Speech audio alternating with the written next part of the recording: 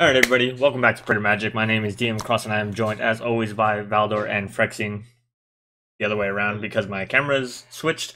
And this is Reflections of the Council, our live podcast. Of course, if you're watching this on YouTube, Stitcher, SoundCloud, or Libsyn, it's not live for you, but we are on Twitch right now streaming. So we do have our chat friends talking to us about Magic as we talk about Magic so that we can go from one topic to the next depending on what they like and what they want to talk about. As always, we do have a starter topic. Valdor gets to take point on this one because it's his topic. What? I did not do that. I know. That's why I did it. It's fun. That's why it's a live podcast, because we can mess with people this way. I know. So I brought it up when our discussion was, and it's something that's actually been kind of coming up in all of the other EDH videos.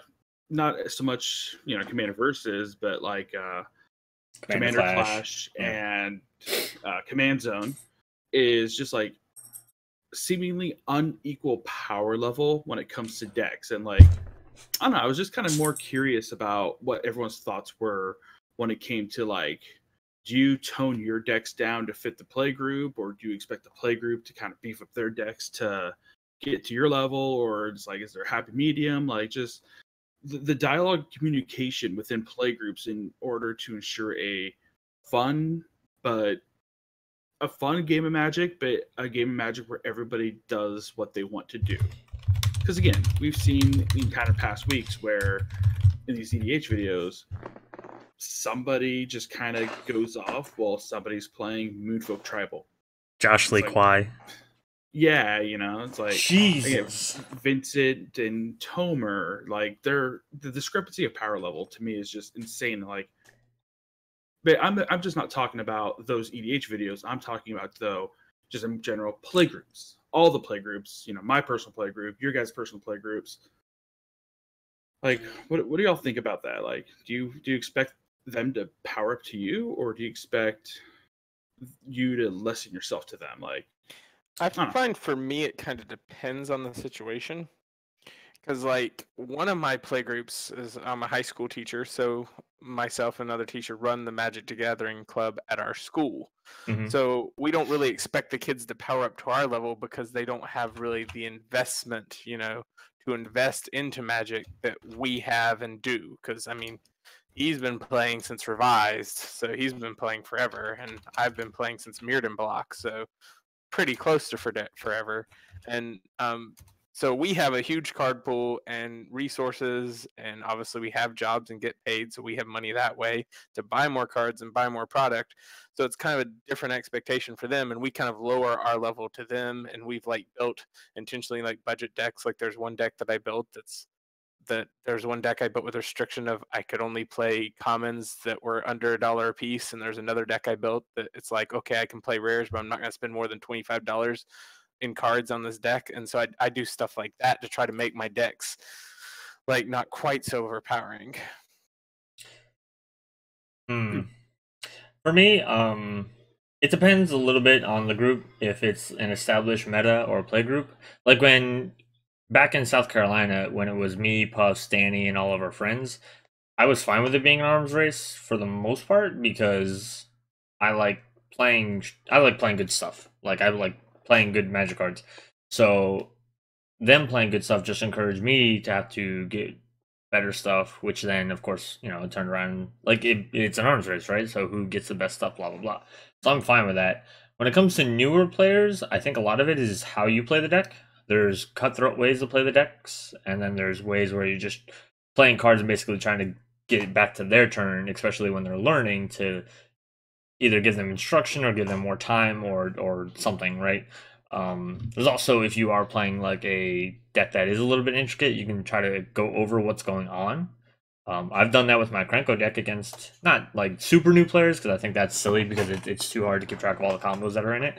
But I've had players who've only been playing for a few months want to play against it, and I'll highlight the combo pieces, and I'll highlight the interactions, and I'll highlight like, okay, these are the pieces you want to worry about, and it becomes a learning experience. So in that sense, like, do I play hyper spiky decks? Yeah, but I also don't go for the turn 4 win with Krenko. But I will explain to you how I can win if you don't stop me. And a lot of times will let people borrow decks. That's another thing for newer players. Somebody mentioned in the chat the difference between entry for new players versus established players. I think having entry level players play established decks is a big thing so that they can kind of see what the power level of the group is. We used to let people borrow Danny's elf deck a lot because it's a simplistic deck in what it does, but Hey, Danny just said that. exactly. So but it's a very strong deck because it pops off and you can kill people on like turn 5 or 6. She's won a game I think by turn 8 with elves because she just had the nut hand and nobody messed with her. So it's stuff like that, and people get the concept, and then a lot of times I'll play my goblin deck against the elf deck so that people can see the other part of the like spiking usage where the combos are and stuff like that. So there's a lot of different ways. I don't think there's a set way to do it. I know Puffs used to be really big about trying to play his decks, and he would like want to get a 1 to 10 rating, which I think we talked a little bit, the three of us privately, about using like a rating system like that, which I think is really hard to do because everybody has different ideas of how strong each rating category is. Like for me, lockout decks are more higher powered because if you don't aggro them out, they lock out the game and Like, they you're kind of talking about like stacks decks, right? Or yeah. Well, Like I think soft lock decks can do it. I just think a really strong lock deck is a higher power deck than like most basic combo decks. So, You I know, mean, as long as you can survive to the mid game, you're gonna have a decent game. so and like I said, it kind of has come up recently with that, and like me and one of my good friends who is in my play group, here in Washington, and that's come up is where like I guess when like I make my decks, I try to make them like I don't try to make them CEDH level. That's not my. I guess if I had to put it 1 to 10, I try to make all my decks 7. Try. I'm not very good at it, but that's kind of where I like to go. But he tends to try to make his decks 4, 5s, maybe. I guess if you had to put it on a 1 through 10 scale. But So he also like to mix like 50 decks. He has like uh, 50 paper EDH decks, and I have 9. so my And so question it's there like, is like, does he try to make them 4s on purpose, like because he doesn't want well, to like buy the cards or whatever, or does he not know any better? That's no, another he thing. knows better. He knows Okay. he's actually the guy that got me into EDH years ago.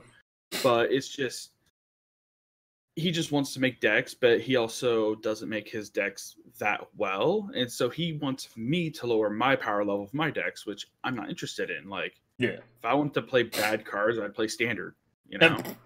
Sir. It's just, yeah, I said it. But so I want to play powerful cards. I'm willing to put out the effort to put Vampire Tutor in every single deck. He's not. So it's just like he expects me to not do that. And I personally, I don't think that's fair. I should be able to play what I want. And I honestly, if my play group doesn't like it, it's like they either stop playing with me or they get to my level. Get on my level, he says. So far, they started to get there because I've been trying to help them out with more interactions and more like synergies for their decks. But it is always hard when you have people who just prefer to play like jank or casual, and then they're playing with people like me who tend to go to the more tuned / competitive builds. That's always difficult too, as I've had that issue in like my play groups at my LGS, like when I play with them, which isn't often anymore with the 2-year-old running around, but yeah, I get out there every couple months. But I have that issue where you have people who they enjoy playing like janky casual decks, and that's what they want to play. That's what they think's fun to play. But it's not fun to play those decks against my sliver deck that's going to run the table by turn 5 if there's not significant interaction with it.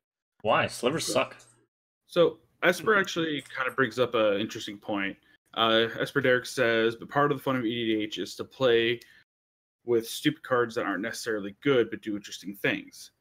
And I think he brings up a good point because, I mean, I don't know, maybe there is a happy medium. I just haven't found it yet personally. between playing like interesting cards or just powerful cards.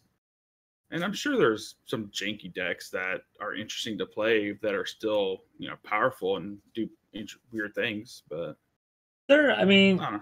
so I have decks that I don't have, like you were talking about before about Vampire Tutor being in every deck. I have decks that I don't have Vampire Tutor in just because I don't own a copy. And there's other cards that, like, again, I don't own copies of it, so I don't put it in. But then I fill them in with pet cards that I do have a lot of, right? Like, Valder, you learned recently that Humble Defector is like such a fun card to me. And I love playing it in decks, especially if I can turn around and control kind of sort of how it goes around the table. Like if I have a way to ping it and kill it if somebody tries to like not put it in turn order, because that's what I usually do with Humble Defector, which I should probably hold on one second. So Humble Defector being a 2-mana, 2/1 human rogue, 1 in the blue, 1 in the red. I'm sorry. Tap to draw 2 cards. Target opponent gains control of Humble Defector. Activate this ability only during your turn. This to me is a huge fun card because I will pass it in turn order and tell people that they have to pass it in turn order or I will kill it. And usually I have the way to kill it in hand. And I don't want to waste it on a 2/1 that just draws cards, but it helps like accelerate the game because it keeps everybody's hands full and stuff like that. And it's fun to think of like, hey, it's a basically a traitor card. You're constantly being betrayed by this stupid card. Like it's just a funny card. So I think filling in like pet cards like this can sometimes help, where they're not always the most optimal cards, but you like them because they're funny or they mean something to you or what have you. Does Warp World count as a pet card? No, Warp World is not a fun card for anybody. I love it. I hate all of you. I had a Norin Chaos deck before, and it had like legit win cons, and it wasn't just like ooh, look at me, I'm doing fun stuff. It actually had like legit awesome cards that killed people. Yeah, but see, look at that. How is that card not awesome? Which one? Warp World and Possibility Storms. Yeah, because I had switched it as we were talking, but because it's a pain in. Okay, so Warp World is actually not that bad in paper. It's annoying to resolve it online. Very bad on MTGO. Yeah, it's like Thrumming Stone. Okay, nobody play with Thrumming Stone online ever. Or Warp World. For all those that don't play online, even if with Thrumming Stone, even if somebody like keeps getting hit, you have to hit okay after looking at after the cards are revealed. So you can't just F6 and walk away. It just I know. Sit there. I've been in games on stream with this stupid card. It was so bad. I felt bad because like the person playing it even felt bad. They were like, "Oh, I'm sorry that I forget who it was." I think they don't. I don't think they realized. Yeah, you don't realize until it happens. You don't realize until you actually do it, because when you're goldfishing it, it doesn't seem that bad. Yeah. So until you actually get in a game with 3 other people and suffer through it, then this is one card that I would like to soft ban from everything I do. Because I play online dominantly, so I never want to see this card ever again. Mm-hmm. I'm in agreement, just because I hate decks that I consider to break the spirit of the format, which is that it's a singleton format above all else. So, any sort of Relentless Rats deck you hate? Yep, or Rat Colony or Shadowborn Apostle. If I see one of those played, I will target that deck and I will try to kill that person as fast as possible. I don't know, but I mean, is that just because of hatred or because of power level? Like, what is it it's really? because of hatred. It's not just power level. I can have like 4 board clears in hand and know I'm never actually going to get killed by a rat, but I'm still going to kill them. So, Magical Hacker says, so any commander that tutors? What? Aside from Sidisi, Razakath. And Razakath, what other... Oh, Arkham's not really a tutor, though. Is it? I thought Arkham was kind of like a search.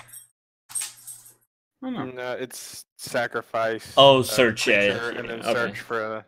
I'm thinking of, Who am I thinking of? Creature. There's another blue card that's similar, but it doesn't search necessarily. It like goes from the top. Padine? No, it's not Padine. I know which one you're talking about. I can't remember the name now. Jalira. Maybe I'm thinking of Jalira. Yeah, reveal cards from top of your library until... Yeah, I'm probably thinking of Jalea. Sorry. Completely different, like, deck altogether. Would you stop? But yeah. Yeah. That was very, Like, yeah. I had a Yeeson deck at one point, and I tore it apart because it just became so unfun even for me to play because it was literally the same thing every time. I mean, isn't that how you win though? Like, isn't that the point of EDH? Is like you're still trying to win. It's a game. I am win. trying to win, but when it gets so boringly consistent, like Yeeson was so boringly consistent that I could do the same thing every time that I was just like, I don't have fun playing it because there's no variation, and unless somebody can stop what I'm doing, it's going to go the same way. And if they can, I'm going to sit here and be miserable. So it was one of those two options. Either I was miserable because I felt like I was being boring and uninteresting, or I was miserable because they were actually able to shut down what I was trying to do, and I was, just sitting there doing nothing. So it was one of the two options, and neither one was particularly desirable to play with. So I ended up just tearing up the deck. Kind of sounds like my Narset deck. It's just Narset control until I combo. Yeah. Yeah, about that. See? Yeah, it's and I've gotten to the point that I just don't enjoy and the same thing with my 3DH Nekusar deck. I actually decided to I've actually decided to like decrease my number. Like I'm still gonna keep the deck list for all the decks I build, but like I'm gonna decrease the number that I'm actually gonna upkeep with each season, just so I'm not having to redo 52 decks or however many I end up getting to every single season. You're gonna go down a few so that you have room to make more for the season? Is that what I just heard? Because we still have to do 3DH Chronicles, so. I mean, I'm going to keep the list. Like, I'm going to keep the list of all the decks I've done. I'm going to keep the list. I'm just not going to update them with the changings of seasons every time. Yeah, for Chronicles. Yeah, for Chronicles, of course, whenever that actually becomes a thing. But, like, Nekusar is one of the decks that I cut just because, again, it was so linear. It was play a pain card, wheel, everybody, like, takes tons of damage. It's play a pain card or Nekusar, and then wheel. Play a pain card, Nekusar, and wheel. Every single time. It was the same thing. You could you could probably go down with every commander like that. I mean, that's the thing. It's like, I mean, Selvala is play all kinds of untapped tap stuff and outvalue people. Yeah, but the way you outvalue people is different for the most part. Like, does not everybody just eventually cast Genesis Wave for like 20? That's not the thing. Well, but see, you aren't always guaranteed to draw the Genesis Wave in Selvala. Whereas in Nekusar, I'm guaranteed pretty much because of how many pain cards I put in there and how many wills I put in there. I was guaranteed to draw a pain card and a will and then do it. If I didn't get a tutor to get one, So that's the thing is like Selvala, there's at least some variation in the way you might win. With some decks, there's just no variation. It's that one way to win or nothing. It's that or bust. That's why you don't play popular commander, Red Deck says. So, in a quick segue, what is a popular commander that you purposely avoid? What's a commander that everybody... thing is, how do you define popular? Well, like that you think a lot of people are building, or that people rush to build at some point in their EDH career. I mean, I avoided Slimefoot. Yeah. When it came out for Dominaria and so many people were building it, I avoided doing a Slimefoot 3DH deck just because of how many people did it. And I'm like, I love Golgari, I love the colors, I love what Slimefoot's trying to do. I love everything about the deck, but I'm not going to build it just because so many people, like within my play groups outside of 3DH and within 3DH, I just saw so many popping up. I'm just like, you know what? I'm not going to be one more person building this deck. All right. Hacker says, go ahead. No, you're doing it. I was going to say, Magical Hacker says for him, which is actually kind of a good baseline, popular equals 600 plus on EDH Rec. Which, by the way, just as an EDH Rec guy, I love that where people's like line of where they draw stats and stuff. I mean, of course, it's data analysis, so you would expect people to draw stats from that. But for people to make their like what their standard is using the site, that's funny. Yeah, I don't know. I guess my least popular commanders are, I don't know. I'd actually have to like look at the data. Gotta bring up the site now. I have 9 commanders, and I've been like working on them for a while. So right now I have Arcades, Wall.deck, obviously, Cow, Lord of Wee, Discard.deck. So about half them are, I would say, lower in popularity. I have Halar, the Fire Fletcher. It's an amazing deck, by the way. Krufix, God of Horizons, awesome combo deck. Muldrotha, the Gravetide, awesome combo deck. Hey, get off of my commander. Narset Enlightened Master, awesome combo deck. I like combo apparently. No. Let's see, Omnath, Locus of Rage, token deck. Yeah. Let's see. I mean, I have basically the Dragon Precon, but I switched out Ramos as my commander because I like the flavor. Let's see, I have Slimefoot the Stowaway. And that's just tokens, and it has a few combos in it. Let's see, Zada, Hedron Grinder. Which is surprisingly less popular than you would think.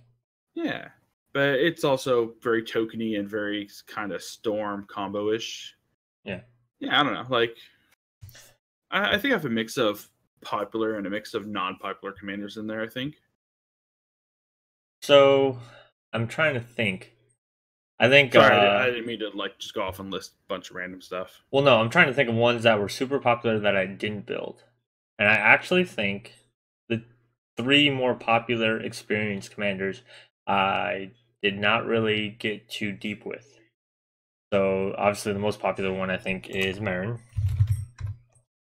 Most popular on EDH Rec? No, I'm just saying. I'm no. I think most popular is still Atraxa. I'm just saying in my like playgroup though, Marin got really popular when they came out. I never got a chance to make it, and then I actually think I traded mine because I don't have it anymore, and I'm upset about it.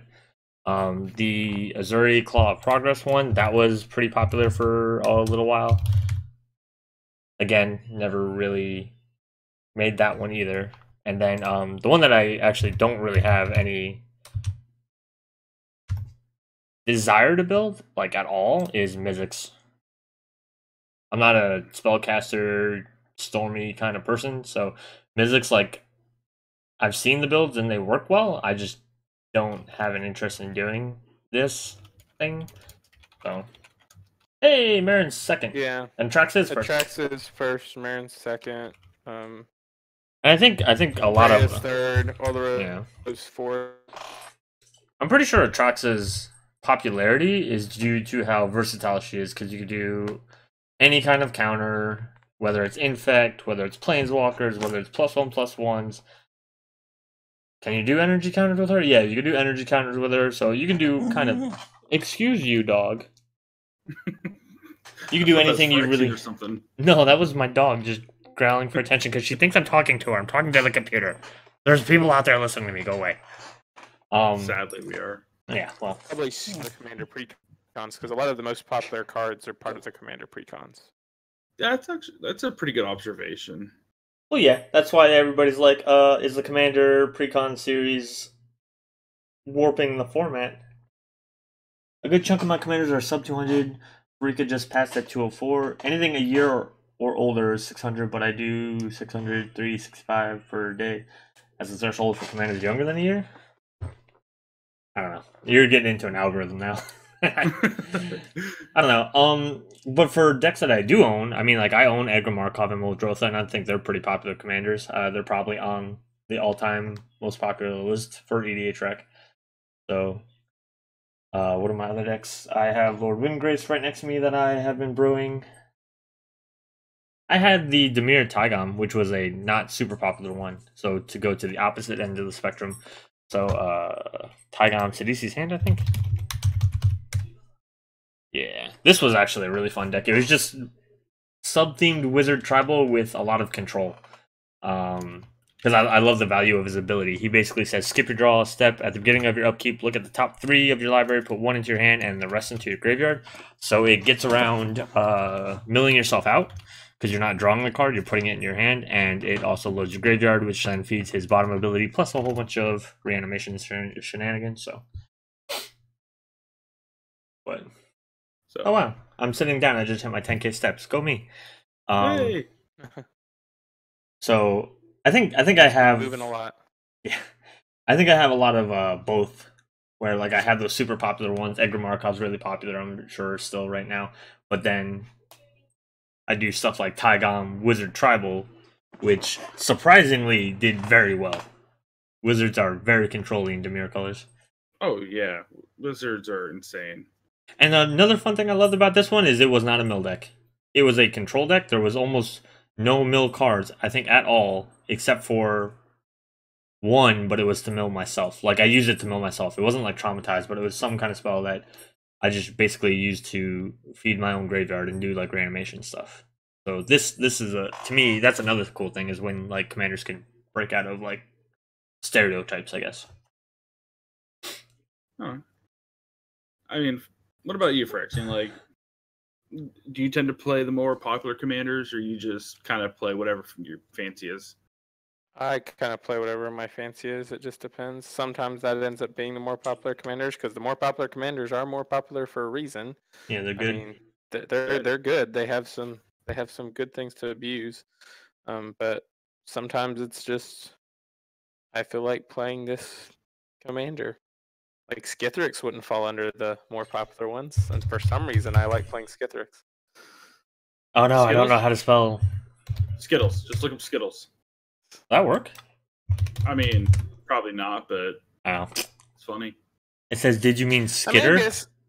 No. I guess I didn't realize because I've been looking through like on EDH Rec as we've been talking, and just there are about like for each color combination they're around 5.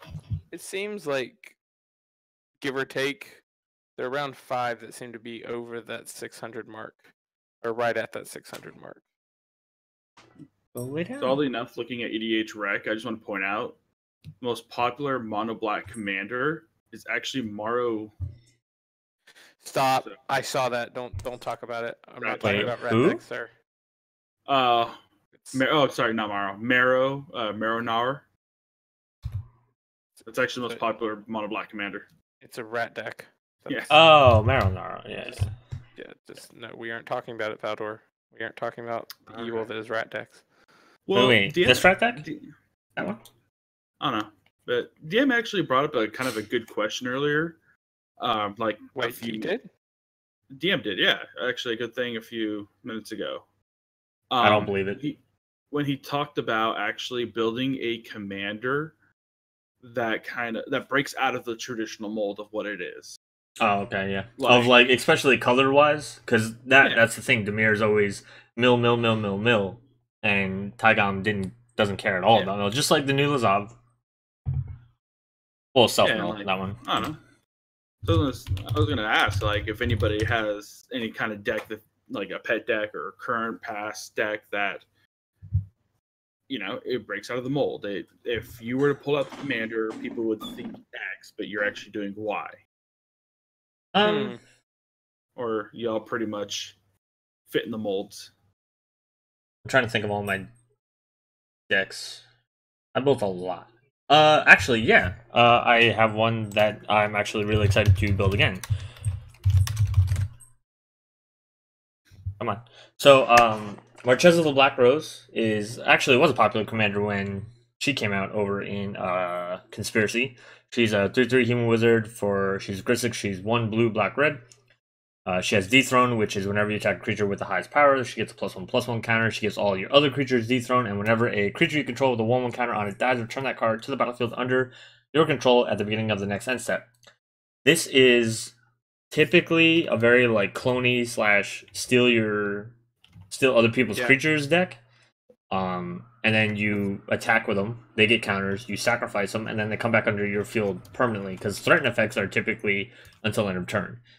So you kind of abuse her ability to bring it back under your control specifically by threatening something, getting the counter on it, and blah, blah, blah. My Marchesa deck, I didn't care too much about stealing stuff. I had like 2 cards in it, but it's because they went with the theme. It was Grisic's Vampires. It was all vampire stuff, because I noticed a lot of the vampires from Innistrad gave themselves +1/+1 counters when they hit. So they would attack. If they didn't get dethroned, but they hit anyway, they got the counter, and then it didn't matter if people board wiped me, I got my stuff back. So if you actually, like, if you go through, like, a lot of vampires, you'll notice a lot of synergies with +1/+1 counters. and it was actually a lot of fun. It was one of my favorite decks I've ever played. Puffs helped me build it, who's another one of the Praetors. So Speaking of Puffs, and to interrupt you but not interrupt you, just so Puffs knows, the Flying Hippo is over 600 decks built for the Flying Hippo. Ooh. Elder Griff. I know how much Puffs loves group hug, so. yeah, I mean he won. Spoiler. Yeah. Well, He's won with the deck before. I mean, and for all those that don't know, is that monthly YouTube series for EDH gameplay is also on the YouTube channel. So if you want to go check that out, I believe we're next month. We are going to start on season 2. Actually, right? I'm gonna see how well we can do with recording and keeping up. But the season 1 technically starts on what's today? Hold on, calendar. Season 2 technically comes out on the 15th of this month. Because it's already edited, it's already ready to go. So I made the thumbnail and everything over the weekend, and that's uploaded, and it's really just waiting. But yeah, we did do the season finale of season 1 today, which was recorded like forever ago. It's actually kind of bad how long we recorded that episode. And this guy makes his debut. Yep, season 2, the 15th. Valdor will be in his first Magic Online Commander League video. But we digress a little bit off that little tangent. But yeah. Yep. But yeah, so that Marchesa was my big like unconventional commander, because people will see and be like, "Oh, great, he's gonna steal my stuff and sack it, blah blah blah." And I'm like, no, here's my vampires. And now I'm really excited to rebuild this deck because of all the vampires that came out, the cool vampires that came out in Guilds of Ravnica for Dimir. It's gonna be Interestingly enough, apparently people really like playing 5-color decks because 12 5-color commanders are over 600 decks built. It's because people do like hitting commander nonsense. I don't know. But, yeah. But that's a lot. That's like it is. That's 4 more than any other color combination. Like the next highest color combination had 8. But when you can build put all the colors in, why isn't that better? More colors is better. I don't disagree because I have Kazarian slivers in 3DH and slivers in regular paper, and I've built Progenitus before. Progenitus was actually my first commander deck. Yeah, I'm sorry. So I'm actually looking through my deck list, and I'll honestly say most of my commanders are pretty cut and dry. I mean, Crewfix doesn't run any. Never mind, it has infinite mana in there. Rings and Monolith. Actually, no. It's kind of, I would say, more of just like a Simic good stuff deck. I end up winning just by like shenanigans with Deadeye Navigator and like Avenger Zendikar or Palikron or anything like that. I think everybody, or at least originally, builds Crewfix as just Simic good stuff, because he doesn't lend for any particular kind of strategy. Yeah. He doesn't. He gives you no maximum hand size, but he doesn't help you draw. The mana never entering your pool is kind of like a thing, but just encourages you to play Genesis Wave, which you'd play anyway. I don't play it in this deck actually. What? Okay, you could be wrong sometimes. Some people can play decks wrong. You know what? Apparently Valdor's one of them. As we've talked about earlier about powerful decks and power level, Crewfix and Narset are the decks that I only have out when I really want to win the game. Most of my play group cannot beat this deck unless they like aggro me from the get-go. So all the other times you're just playing, you don't care about winning, but when you really want to win, I still win. I still win. I still win. No, I'm still. So it's like I still get buyed. So I've actually done analysis and like recordings, and I think I'm at like a decent 60% win rate when it comes to a 4-player pod. That's really high. I can't do stats like that because when I play Krenko, I scoop when I win, so people can play the game out.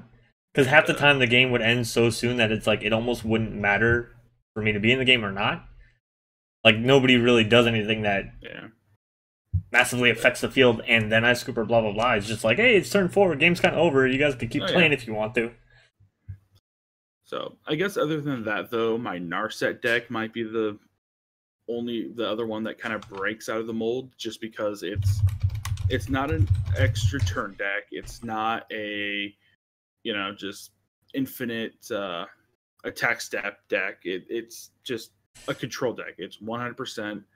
It kind of felt like a lot of attack steps when I played against it. I'm just well, just because I countered everything you did and made your deck do nothing. All right, I'm actually going to post it in the chat in case anybody wants to take a look at it. But look at it. It's a control deck. That's the thing. It's not what you would expect of a Narset deck, but it's a control deck. It's still powerful because it's Narset. But I guess that's the only thing I have. What do we go back to the EDH rec conversation when we say what we think people expect of, right? So like if we were to look at your list and then look at the EDH rec recommendations, we wouldn't see some of the cards. Is that what you're saying?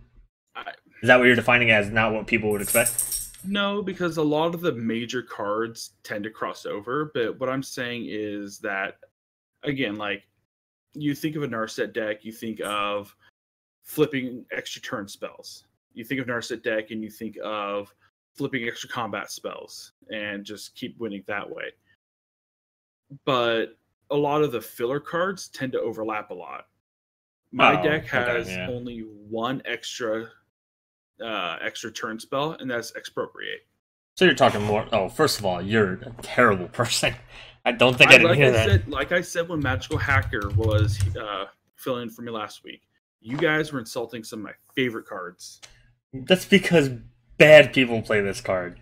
I was going to say it's a bad card, but it's a good card, but bad people play it. I don't know that the Krinko Infinite Combo deck player has much. Hey, I win fast. Win fast so people can do whatever they want. It's like, here, look, bleh, I've had my fun. Go on. We've had seems utterly miserable to play against from Esper Derek, and EU from Empire Scum. And Esper Derek just got you again. Apparently, I'm already hated for building this deck, or for having funny. This deck built. So it's funny, Phyrexian's hated for, winning at 3DH too much. Now you play Expropriate and you're a monster, so I don't know what I've done. I mean, am I the favorite? But the thing is, my Narset deck is extremely easy to hate out. One of my only ways to win is Omniscience into the Infinite. How is she easy to hate out? She has hexproof. No, but my win cons are. Oh. If you get rid of Omniscience or Enter the Infinite, or both, I've basically have no real way of winning, since that allows me to play out my combos. Yeah, I think when you did win at SCGCon, it was off in Omniscience. Yes, a hard casted Omniscience too. Don't do that. Don't do that to yourself, Phyrexian. I have to do it. I have to do it. I'm a math teacher, sir. I have to collect data. So Esper and Hacker have both voted for Hacker, who was our guest last week. It's called cheating. You can't vote for someone who's not in the running. It's not allowed. Ooh, he said you're not a real person. No, he's a real person. He's just not in the running. Somebody said, I'm going to edit the audio out. Oh, that's not true. Valdor edits the audio. Oh, no. No. You're just going to hear Valdor's voiceover come in and it's like, not a real person. Sound completely different than Phyrexian. Like, wait, what was that? I guess chat's also kind of made me think of another kind of like continuation on this discussion of, are there cards out there that make you just despise somebody? Like, apparently Expropriate people hate. A lot of people. So I used to run one of them a lot, and it was like my deterrent. I used to run Bearer of the Heavens in my Omnith deck, and I wouldn't put Bearer out unless I had a sack outlet. So the second somebody tries to do something to me, I would like, hey, don't mess with me, or I will sack Bearer, and everybody will be real sad. And people wouldn't believe me, so they'd go to do something, and I would sack Bearer of the Heavens, and then everybody would be real sad, and people would look at me like, why did you do that? And I'm like, I told you. You get one warning. So that card just makes you like you don't like that card? No, people didn't like that card. I played it. I meant like personally for you guys. What card do you guys hate? Oh no. Wait, hold on. Okay. I hate Sphere of Safety. I hate it. Really? This is no, it's just so stupid. Because it's always run in decks with all kinds of ways to keep you from blowing it up. So it's like, oh hey, sit there until I find a way around winning. I hate this card. Yeah. Okay. I think my list is actually what is it? Is Expropriate on there? Well, maybe, but I'm thinking the buyback fog. What's it called? Constant Mist. Yeah. Good lord, I hate that card. Oh no. Because it's the same thing. It's always played in a deck that like sacrificing a land is either a good thing, or they have so many lands that sacrificing one doesn't hurt them to sacrifice it. So it's like they can literally just like you cannot win versus attacking against that deck. So you have to be playing some sort of other combo to kill them, or they eventually just win. With the new Muldrotha decks, can we talk about Spore Frog? Yeah. Oh yeah, that's good stuff. Spore Frog's pretty bad too, and Marin or Muldrotha. I run a 98 permanent Muldrotha deck. Spore Frog's in it. It's so boring though. You're boring. It's boring. Cards like Expropriate or Warp World. Warp World's not even a good card. It's good in niche decks, in niche like token decks, and it's just a pain to resolve. Actually, it could be even a pain in paper because you still have to kind of like figure out how stuff happens. Yeah, it's great. Oh god, like Derek. Derek says I love fogs in general. So when I learned how to play Magic, I actually had I learned how to play Magic on a deployment like 5-6 years ago now, and I actually learned from a Marine and a soldier. So in terms of the whole like nerdy stereotype, there you go. The two branches that you would think are not nerdy, and they were. The soldier had a Turbo Fog commander deck. It was during Return to Ravnica, and his Maze's End was his win con. I love him. Sounds awful. It was the worst. Like my nightmare. Yeah. And he ran shit like Sphere of Safety. And I know this is one of Puff's favorite cards, but I also really don't like Mission the Mind Cage. Same concept. I'm just salty about that card. All these cards. Well, yeah, I know. I put it in his deck because I knew he liked the card, but spoilers. Sorry, edit it out. It didn't happen. Episode 3 spoilers. Nobody knows. It didn't happen. Edit it out. I didn't say anything. But I mean, yeah, it's just woof. Yeah. You guys keep naming cards I like. So I don't mind like cards that like kind of keep up at I don't mind like Pillow Fort. But oh god. There's just some cards that are just so annoying. And again, like the Sphere of Safety, when it just becomes almost impossible to attack somebody, and then you find ways to protect Sphere of Safety like 10 layers in, it's like this is just dumb. Okay. Privileged position on top of. Yeah. So my thing is, there's no like card I specifically dislike, but I hate an archetype. Group Hug, I hate Group Hug so much. What are you talking about? I hate Group Hug too. Group Hug's awful. That's the second tier. Like, you've got the Relentless Rat, Shadowborn Apostle, Rat Colony decks, then you have Group Hug decks. Just look at this purple hippo. I'm okay with. Look at it. I'm okay with individual cards. Like, there's I don't think any one card I hate. But hippo. As an archetype, Group Hug, I will try to kill a Group Hug player first. Usually. There's not a single card that you hate? Not even Feldergriff? No, the hippo's fine. You want to run a he's the Group Hug card. Okay, if you want to build a band deck with Feldergriff as your commander, go for it. If you build it as a Group Hug deck, I'm gonna kill you. He's a Group Hug card. That's all he does. He hugs. He's a big huggable hippo. I don't know. People could build a good stuff deck with that as a commander, just for the lulz. You know, since Enchantress is now a thing, thanks to Commander 2018, Bant Stacks is like getting to be really popular. Yeah, it is.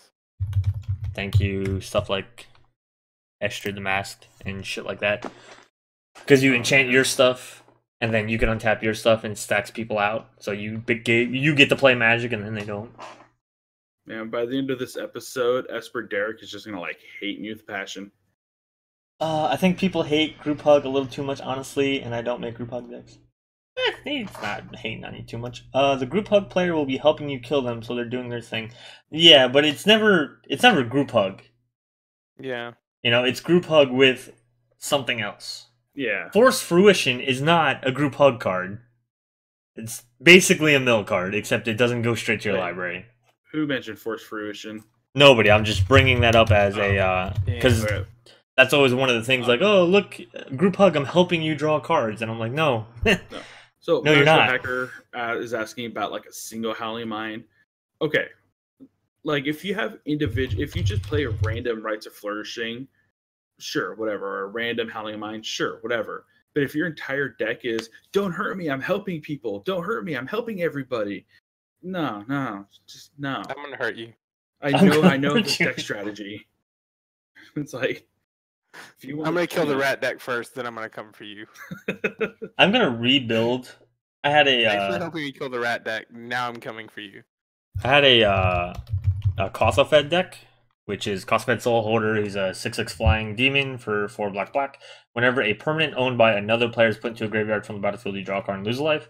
This is my Suicide Black deck, where like there's a lot of board wipes and stuff like that, just to make people, obviously have to put stuff into the graveyard from the battlefield. I'm gonna rebuild this just as a rat deck. Oh, sir. Just every time Frexine's in stream, second game's always gonna be alright, Kothafed rats. Sir. What? I will kill you first. You won't, I'll have too many rats. Then he could go to bed. Then he could go to bed faster.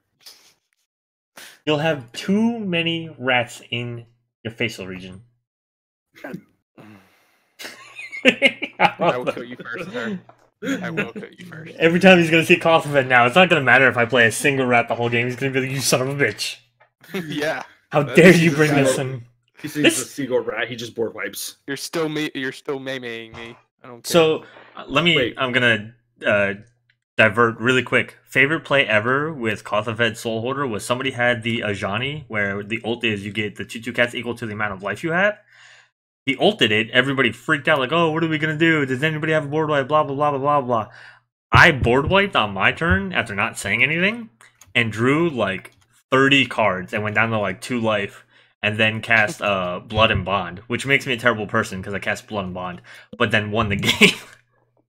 It was fantastic. Yeah. I can't get over the rat deck theme right now. I'm gonna put a rat on screen. You just shut him down. You just shut. I'm not doing it. I'm not. There it is. The newest rat. Rat Colony. I had Marrow Nara up there earlier. Did you see that? I did. It disgusted me. I don't mind infinite combos like you got there. I think when it's something like Blood and Bond. So one, when it's certain combos, like you have to know when to play on Blood and Bond are both fairly expensive. So, and Commander as a format should be very removal heavy. So you have to be able to play both pieces in a setting where nobody can react to you, and then trigger them. Which the triggering part's not typically too hard because you gain a life or somebody loses life, whatever. But to be able to play them in the right situation, I think is the trick. But it's not. It's a combo that doesn't require much thought to operate. Whereas like half the combos in my Cranko deck, I at least have to do something to continue the combo, and that's more satisfying. It's not just point click self-repeating. Yeah, it's not just this happened, so then this happened, so then that happened, so then that happened, and that's all the combo is. It's not Blood Chief with an active Mind Crank or something like that. Yeah. So while I respect people who bide their time and find those right places to do it, the overall combo to me comes off as very unsatisfying. Whereas again, like even like my Kiki Jiki combos, where especially in Magic Online, where I have to click it properly. Like, that to me is more satisfying, is piloting the trigger right, or the combo right. So. Like I said, I'm a fan of combos, as I've mentioned while going through my decks. I don't think I have any that are just like point and click. I think all of them are. I have to be actively like I have to do this, stack it in this order, or else I've screwed up and I've fizzled. So, like, I mean, I don't mind either one though. To me, they're both combos. You gotta stop one of the two cards. Yeah, I just like Taste the Darkest Hour combo. That's a fun combo. It's amazing. no, it's not. It makes me smile.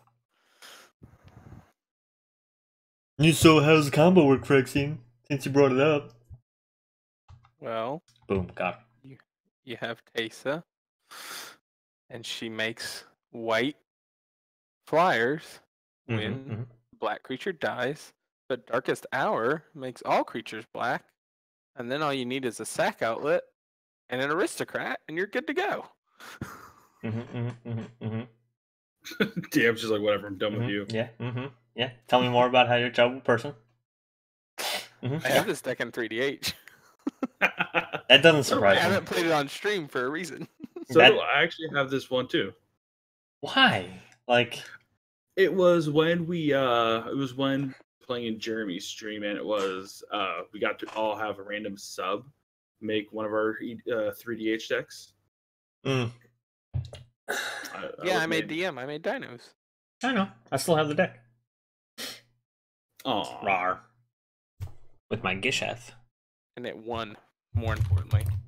Yeah, it did. I'm pretty sure. Didn't I, like, kind of stomp all over everybody? Yes. Yeah. No pun intended. Dino stomp. Get it? I don't begrudge the person playing it. I'll just keep that in mind. I made a Shroom deck that is based on the 3-card combo for Shroom. Is this the Time Sieve one? There are so many pieces that you could literally play 31 cards of the first category and 30 cards. Looks like. No tutors off. That's some redundancy.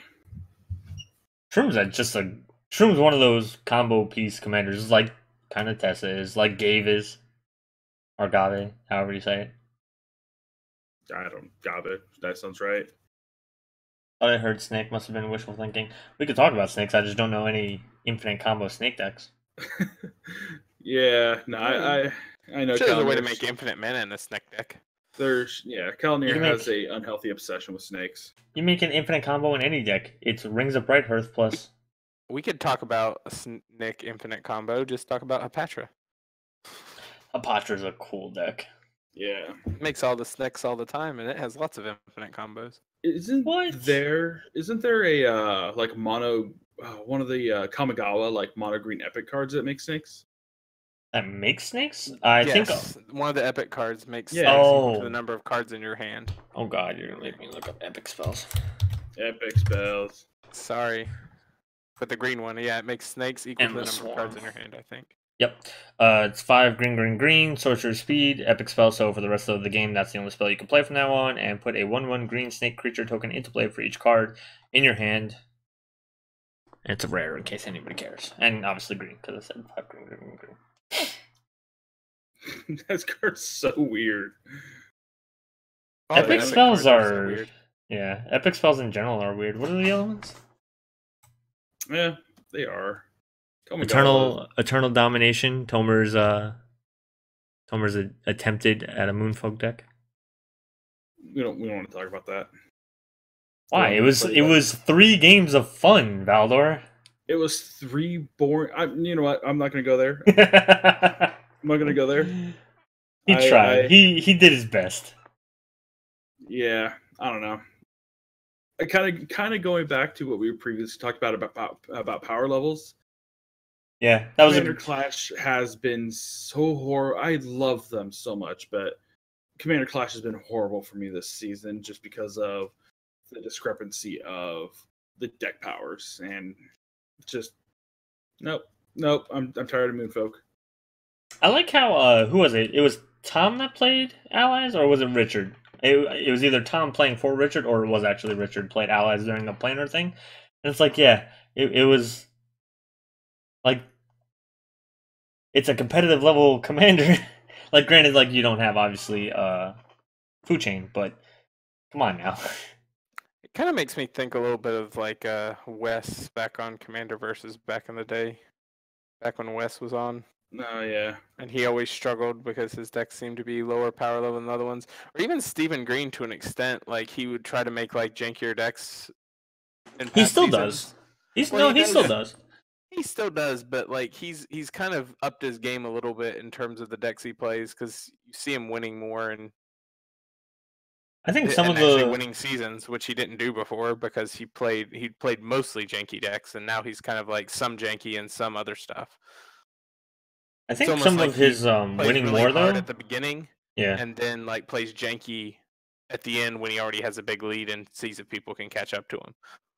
But I think some of his winning more is also how he pilots the deck, because he's had some bad decks that he's won with, and it's simply Well, that's because true. he made good plays. So he used to, think, always went for like the meme play, meme, meme, not mean. I don't know how that came out weird, but whatever.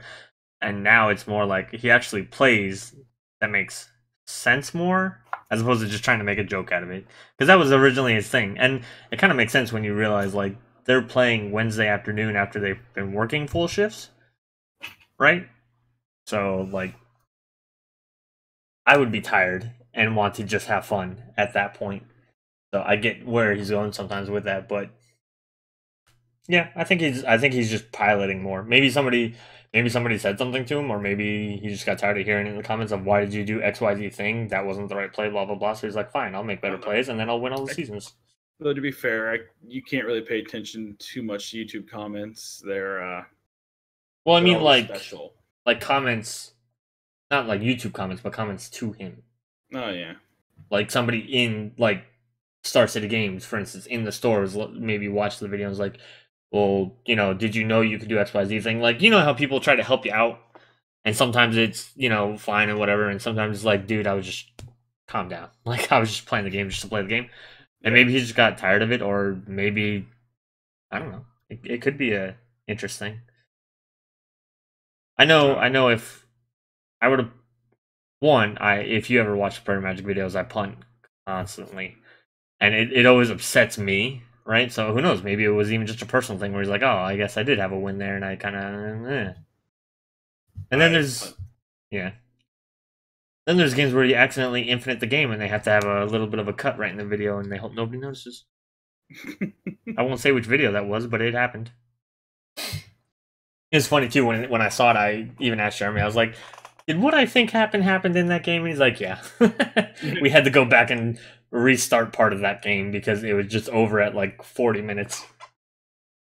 How do you even restart a game at that point? Like They just went back a pop. turn, and he didn't place. He actually, I think they even said he took a card out of his deck, and Okay. like he just put a mountain into it or something like that. But yeah, it happens. Magical hacker. We all punt. I gotta represent Punt City, born and raised. Yeah, good Lord knows I punted a lot on Friday night. God, yeah. Valdor's timing up. God, yeah. Oh, sorry, no. I mean, I'm more like I punt a lot too when I play. Yeah. So question about the original topic. If someone asked you if they could borrow a deck, what would you say? It depends on what. If they're asking for a specific deck, I would warn them if it was an intricate deck. My Krenko deck, people can play. They might not get the combos if they're a newer player, but Krenko himself is pretty straightforward and he's pretty strong. So I'm fine with it. The only thing is that if it's at a table that knows the deck and people try to shut him down just because it's the Krenko deck, that I would be kind of like, hey, like he doesn't know what he's doing. Just he or she doesn't know what they're doing. Just kind of let them play the deck. If they oops into an infinite combo, then that's fine. Then that's cool for a new player. Like almost any time I've ever seen a player have an infinite combo the first time, it's been the coolest thing for them. I would say like at my LGS or with my like group of friends that I've played with, I would let them. Like at school, I don't because often the kids do not respect the cards the way they should. Yeah. Oh, that's a completely different topic. And when I'm playing with my personal card, when like some of those decks are quite expensive. Some of the cards, like my Sliver deck, has tricked out mana base, so it's quite expensive deck. So I'm not going to let them even touch it. That's a whole different topic though. For power reasons. Yeah, like I will for sure let somebody borrow my deck. Like again, when I'm talking about like my local play group, because it's the same like 6 guys that I play with. rotating. But I would love for them to ask to borrow my decks because, I mean, again, maybe I'm the bad guy, but at least it feels like there's more of a like back and forth in competitive game versus like I just get teamed up on or I just kind of stomp. Yeah. So yeah. But yeah, so it's definitely for me depends. Like if it's people I've known and played with for a while, then yeah, I'll let them borrow my decks. But if it's people I don't really know, or like I said, kids or stuff like that, then that's a negatory Ghost Rider. Yeah. Yeah. Again, that's can't do it. And that's yeah. like that's a value thing. Like my cheapest DDH deck is probably $450. You put that in someone's hands and just say, here's $450 in your hands when I don't really know you that well is not something I'm gonna do. Yeah, that's hard for me because all my decks are. I think even my lowest deck is still in like the 300-ish range. But Hacker says, yeah, deck borrowing is such a great solution to power discrepancies. Sometimes, and the reason why I say sometimes is because I do. At least I used to. I think I've gotten just spikier because we don't have a play group to kind of like measure out against that here. But I used to build decks at all different levels. So borrowing one deck for me to play against another deck, either I'm going to be down to power level or you're going to be down to power level. So there's that. I didn't build like a lot of like all high powered stuff. Like I'd have one, maybe two high powered things, and then it's some of even the reason of why I can only have one or two is just because I don't have copies of the more expensive, powerful cards, especially the mana base, like Frexen is talking about. Yeah. And then I could build a lot of lower powered ones, but then if I have that many lower powered decks and the meta's still a little bit higher, and those are just like newbie decks, then I wind up never playing them, or I'll find like the star card in that deck will need to go into another deck, and then that old deck becomes even less powerful. So it's hard to like. Again, it's all about balancing out and trying to have like a slew of power levels. So like I have a mono black tribal vampire deck that is probably my weakest commander deck that I actually made to play with the kids, but it still has a vampire tutor, a demonic tutor, a cabal coffers, and several other cards in there that jack the price up on it. So what are you talking about? Cabal coffers is like $2, right? I'm always cabal coffers, yeah.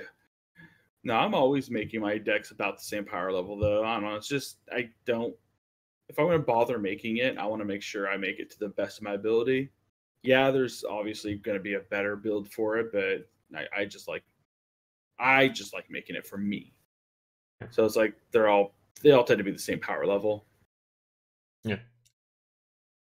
Well, since we have come full circle here, that's been our hour. We've had fun. Well, I've had fun. Mainly asserting that I'm right that expropriate's a terrible card. Well, not a terrible card, but it's a bad person card. I've had fun other than the time spent talking about rat decks. Wait, hold on. Wait, one more. Don't rat. do it. No, sir, no. Boom, don't. Rat Colony. Gosh. Wait. I do one better. Boom, Mariner. See, this is the main reason. I didn't even say a word there. I just said sounds. So, as we start winding down and shutting down for the night, Frexen, you got any final thoughts about anything we've talked about? Rats suck. Don't play rats. Don't break the spirit of the format. Mariner. Play Singleton. Play real Singleton. Please play real Singleton. What? He just makes rat tokens. You could literally play just him as the only rat. Hey, that's fair. If you play him, no, you can't. You have to have at least one of the rat to sacrifice. Or I guess you can sacrifice him, but that seems really bad. Yeah, that would become bad. Yeah, just don't like rats. What about cats? We like cats to eat the rats? Hey, I'll play some cat tribal. What about cats that have hats? Nope, stop it. I have a popper. I have a popper cat equipment deck. So they have and equipments. They aren't all hats. I'm not gonna lie. Are some of them mittens? Anyways, DM. These are my final thoughts. What are you talking about? You can't interrupt me and then tell me to talk. I think my final thoughts are just to join us in Discord if you're not. We do talk about Magic and all kinds of other stuff all the time.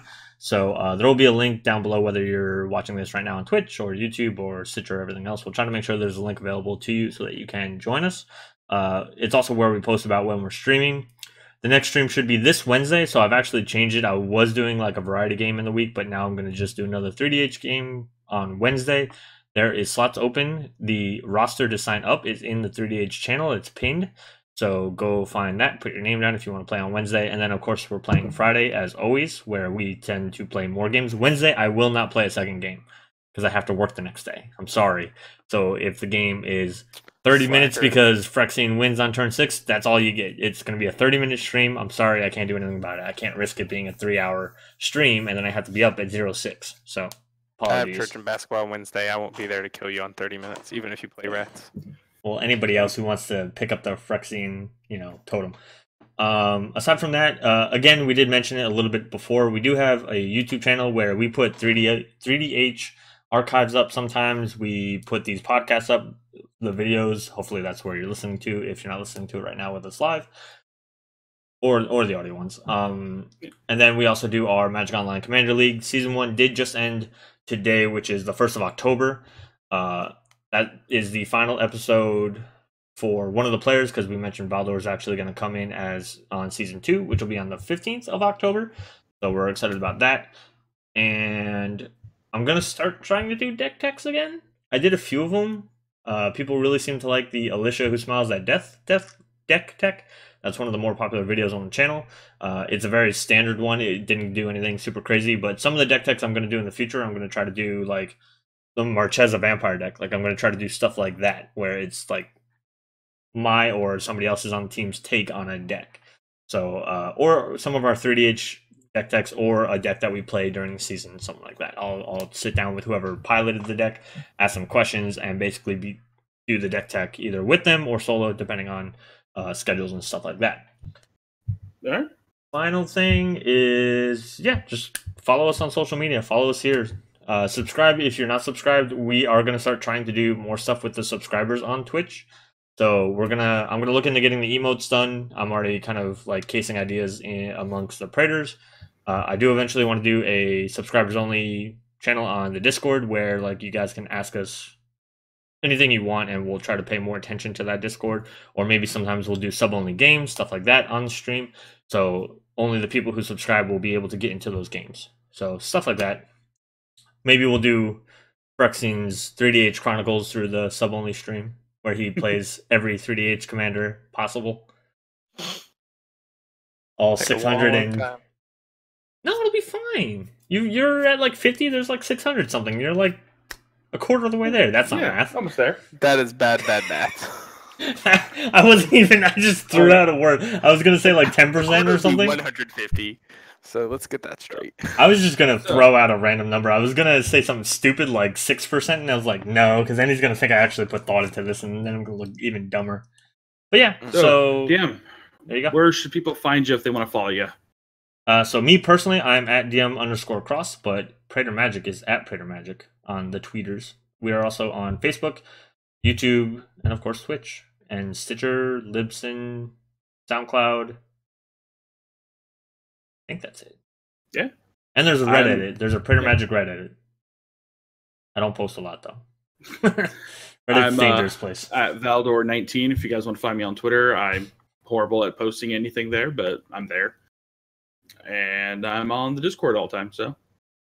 Phyrexian, where can we find your social media? You can't find it all because it doesn't exist. But I stalk the Discord rather frequently and play pickup games of 3DH at least a couple nights a week, besides when I'm streaming. So there you go. Join the Praetor Magic Discord and then go into the LFG channel and get Phyrexian to kill you on turn 6. All right, y'all. Only if you ask really nicely. All right. It's been good, and until next week. That's all we got for you. Peace. Good night.